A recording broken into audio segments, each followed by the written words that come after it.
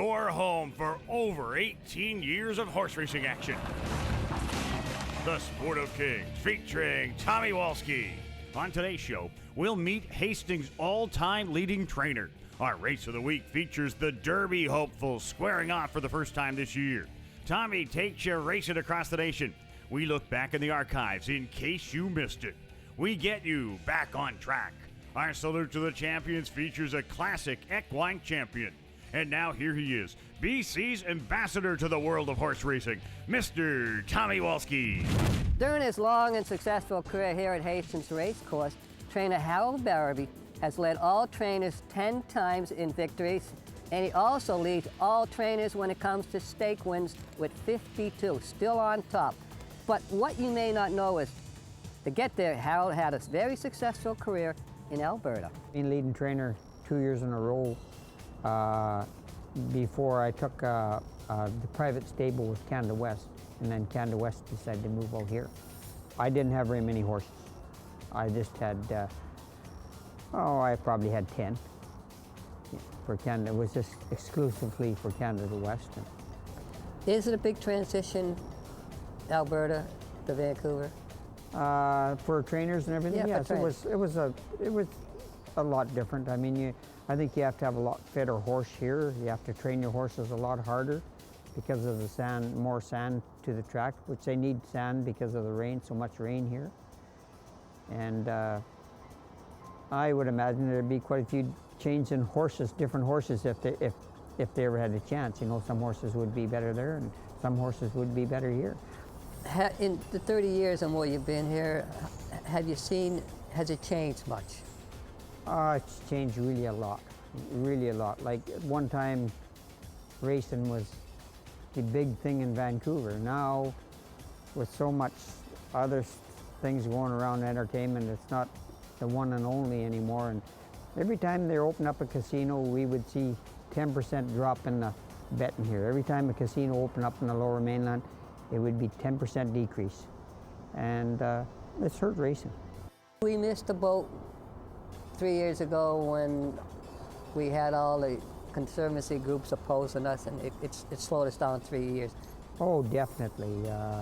You know, it's really hurt because by the time we come on now, there's so many other places open with slots and that, and they thought that we'd make a lot of money out of the slots here, but it's not even half of what we're not even making half of what BC Lottery said we would make.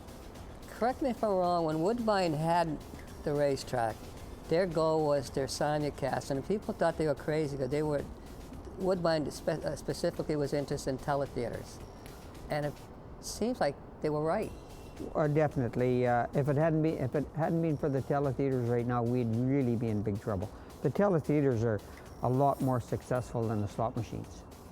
They are really doing good. Can you explain what they are?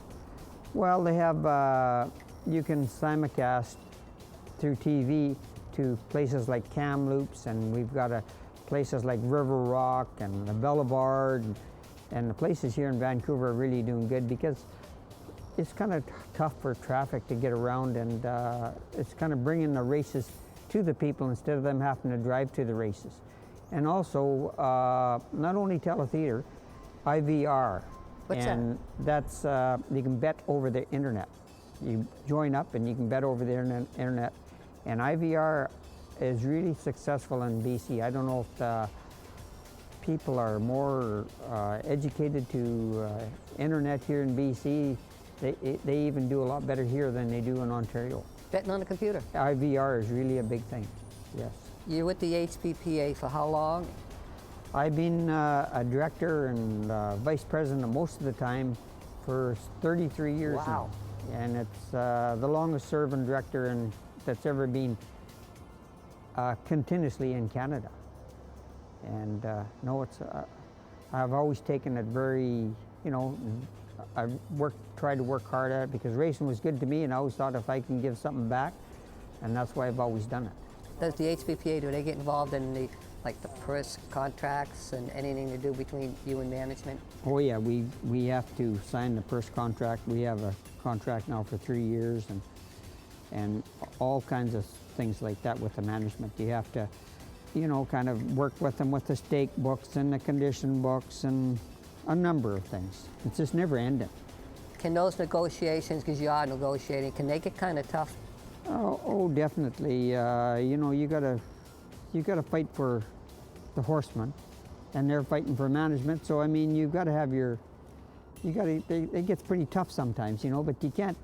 You got to try to, you know, you got to try to cooperate and do what is right. You know, you don't want to be, you know, get into a terrible fight or anything. But we seem to be able to always work things out. Have the conditions changed since you've been here to give the little guy a chance to move up the ladder?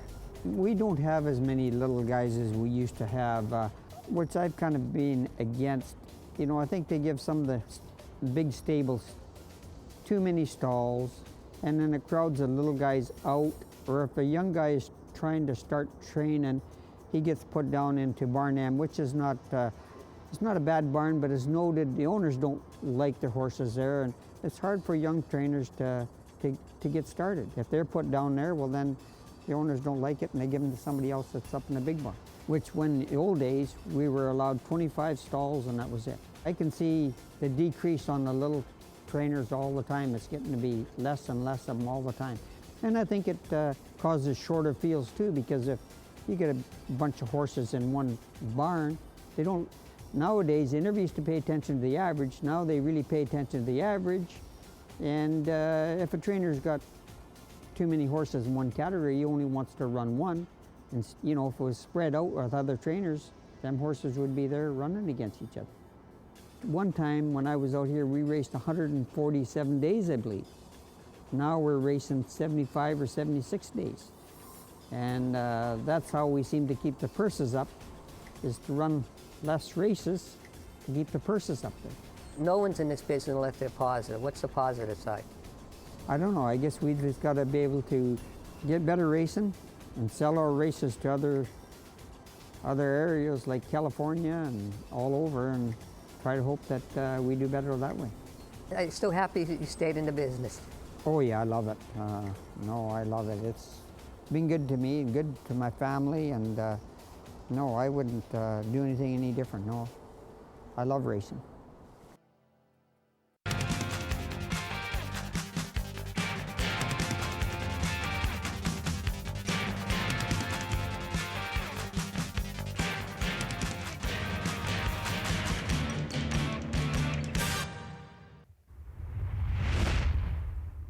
Now it's time for our Racing Across the Nation part of the program, and this is where we take you, the viewers, across the country to look at many of the top races and horses that you would not get a chance to see unless, of course, you were watching the Sport of Kings. First up, we go to Woodbine Racetrack in Ontario. Horse you're going to be watching would be Terry Jordan trained Dancing All-Star, one of the most popular horses ever to race here at Hastings. She doesn't win this race, but the reason we're showing it to you, it's one game effort, perhaps her best race ever. With 2.5 furlongs to go, then Saskawea. Proud Heiress is trying to get into it, and they're inside the quarter pole, and it's Bear Lahena with the lead. Verdana Bold is breathing down her throat. Dancing All-Stars being hard ridden. Authenticat's right there. Smart Surprise is set down far outside for Proud Heiress as they come to the last eighth of a mile. 6 of them across the racetrack. Down on the inside, Dancing All-Star, far outside for Proud Heiress. Smart Surprise is right there, and Smart Surprise has come away with the lead. Smart Surprise to win the Henry over a very game and determined Proud Heiress. Authenticat was third. Next up, we take you to Hollywood Park in Southern California. You're going to be watching the $100,000 Railbird Stakes. It includes 2 undefeated fillies. One of them is Hall of Fame trainer Richard Mandela, who saddles the 8-horse Whitty, and Carlsbad, who's number 3. Unfortunately, only one horse comes out of this race unbeaten. Berg, Carlsbad, midway on the far turn, is the leader in the 47th Railsbird Stakes, and she's a length in front. But now Whitty is coming after her, and here we go at the top of the stretch. Carlsbad gets a full challenge from Whitty, and the 2 undefeated fillies come to the final furlong. Carlsbad inside, Whitty outside, and they throw it down to the final 16th. Whitty puts her head in front. Carlsbad tries to go with her, but Whitty's got her measure. Willow Way is trying to run into second, but Whitty is going to win the Railbird. Whitty has done it!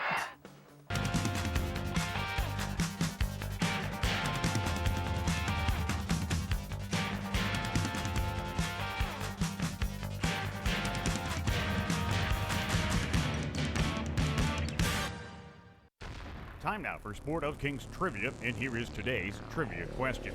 This year's Kentucky Derby winner, Mind That Bird, won at odds of 50-1, narrowly passing Giacomo's winning odds of 49-1. There was one other longer odds winner of the Derby. Can you name him? Well, the answer for you in just a moment. Don't go away. The Sport of Kings will be right back.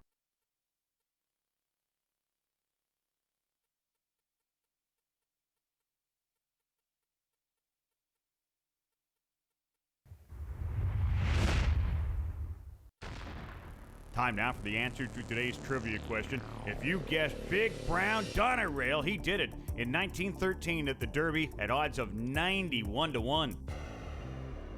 Now here's the part of the show we simply call In Case You Miss It. It's a chance for you to look back at the magic and the mystery of horse racing here in British Columbia from the Sport of Kings perspective. In case you missed it. Today on our In Case You Missed It segment, we're going to take you back a few years. We're going to visit one of the most entertaining and informative and most of all honest jockeys. That would be former rider here at Hastings Racecourse, Jake Barton. Jake is really upfront on how tough it is to be a jockey, which is why we're showing it to you again, in case you missed it. Lots of times I'd like to be able to eat something, and I always call it I rent it, but it'd be nice to eat something. You rent it? I rent it. My food's just for rent, you know. In any job you have, you're going to have things that you have to do that you don't I mean, there's going to be benefits and things that you got to do, you know, and that's just one that's been one for me. I've never been a little guy. I'm little out in the regular world, but in the jocks world, I'm big, you know, and that's funny to say looking at me, you know, but it's been something that I've dealt with my whole life, and you learn different techniques that helps you and suits your style better. Not everybody can do what I do to pull weight, but I can't do what everybody else does to pull weight. Everybody says, oh, you know, you go out and have a dinner and actually be able to keep it in you and go to sleep, you know, and wake up and feel what it's like to be full. I don't get that option. I don't get that luxury. Is it something, you know you want to quit, but can you quit? Or are you trying to? What, riding or flipping? Flipping. Well, everybody'd like to gain a little bit more weight, but on that side, if their horses, like I notice a few trainers saying, and I won't mention any names, but they say, well, a couple more pounds may break down their horses. And one of the best answers to that was Aaron Greider said, if your horses are within a couple of pounds of breaking down, we don't want to ride them anyway. You know, I mean, if that's what's going to cause a horse to break down, you got guys that are 150, 160 pounds working them in the morning. You know, you get back to England and them places, the jocks back there are quite a bit more size than what we are here. And so I don't think 2 or 3 pounds is going to break a horse down. The last time I had my body fat checked, I was like a 1% or something like that. I mean, so that's, you know, that's very hazardous. I mean, that's not healthy. I'm probably one of the biggest flippers that around. I mean, and I've never have hidden it, but that's what works for me, you know. And it's not nice. I mean, there's lots of times I'd like to be able to eat something, but it comes more of a habit than it does of a weight reduction thing. If you talk to a lot of guys that flip, you know, like I do, you realize it's just a lot of times you do it just to do it, you know, and it gets into that habit, and it's very difficult to get out of. I love being back here, and because, like I said, some of my biggest highlights and my biggest memories of my career have been here at this track. But the 2 days a week, and I've only been back here a week, and I've noticed a drop just, you know, in my weight and just the attitude of everybody. Like, they'd like to have more. They'd like to have at least 1 more or 2 more days, because it helps everybody all around. It helps the people that are running the horses, the owners. It helps the jocks like myself that have a weight trouble, and even guys that don't have a weight problem. It gives them something else to do during the week. They're talking about more races. There's more races on a 2-day week. That's not the answer to me at all, because not only that, you got a guy like myself where I only want to ride 4 or 5, you know, 6 races at the most anymore. During his long and outstanding profession as a jockey, Jake Barton has seen all the ups and downs with being a rider. Jake sits as a board of director on the Jockeys Guild here in Canada, and we recently sat down and asked him about pensions, the dangers, and why he does what he does. First of all, because it's something you love to do. I mean, ever since I was just a kid, I've always liked going fast, and from when I was riding motorcycles to it gets in your blood, and it's tough to get out. How dangerous is it? The longer you go in your career, it's something that's in the back of your mind. I mean, you understand the possibilities of getting hurt and that, but no, as far as being out there, if you start thinking about that all the time, you're not going to be as successful as a rider. All jockeys make a lot of money? No, absolutely not. There's just a handful. I mean, you see the guys like McCarrans and Jerry Baileys. Those are in the limelight. Those are guys you see every day, making the big money. But guys that just do it every other, like around here now, they'll be lucky if they make $20,000, $30,000 a year. Break down the wages. Out of my paycheck, 25% naturally goes right to the government, and that's just right off the top of my check. Another 25% before I even pay the government goes to my to my agent.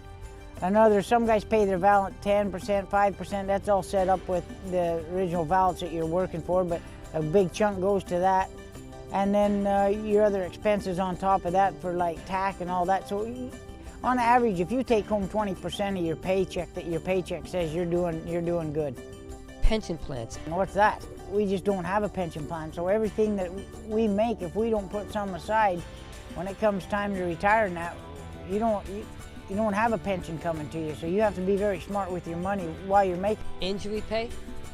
We have the Jocks Guild that you belong to, and you'll make so much off that a month or whatever, but it's really not comparable to what you're going to make riding. And other insurances don't really, it's tough for them to cover you because we are in such a high demand sport and such a physically active sport that a lot of insurance companies kind of want to stay away from us. Would it be safe to say most riders are lucky if they get 300 a week when they get hurt? Oh yeah, I think that's about the going rate, 300 to 400 a week. The more horses you ride in a year, obviously you're paying more money into our guild, so you're going to make a bit more than a guy that might only ride 100 horses a year, but on the average, you're lucky to make 400. What happens when a jockey's career is over? Whatever they can find, if they haven't put any away, and even if you have put something away, you still have to do something because you don't make enough to make it so that you can just say, oh, when I'm done riding, I'm just done. You're going to have another job. Jake, other sports have guidance plans for their athletes for when they retire. I'd really like to see that happen. I don't know if it'll ever happen in my career, but for these younger guys coming up and stuff, we really need to take a very serious look at stuff like that, like pensions and guidance thingies to help them out. So if they don't make it as a rider or their career is falling short by injury or something, that they do know how to come back and they do something else. How difficult is it to maintain a decent riding weight for most jockeys? Oh, it's tough. Ask yourself one thing, go to a grade school playground and look at the kids. Look how big the kids are these days. They're just not little people in the world anymore, so there's naturally going to have to be something done if this business is going to continue. Jake, a typical day for yourself and other riders begins how early and when's it end? Well, I get up anywhere from 4:30 to 5 in the morning. I come in the morning, get on my horses that need to be worked out. After that, on race days, or even before race days, as here we just race 2 days a week, so naturally we're having to hit the box more than just race days, but most of the time they race 5 days a week, so out of those 5 days a week, I'll be in the box pulling weight and getting ready for the race day. I'll get home anywhere at night from 6 to 6:30, play with my kids a bit, and then it's bedtime. You touched on 2 days. How tough is that for you and other riders and horsemen?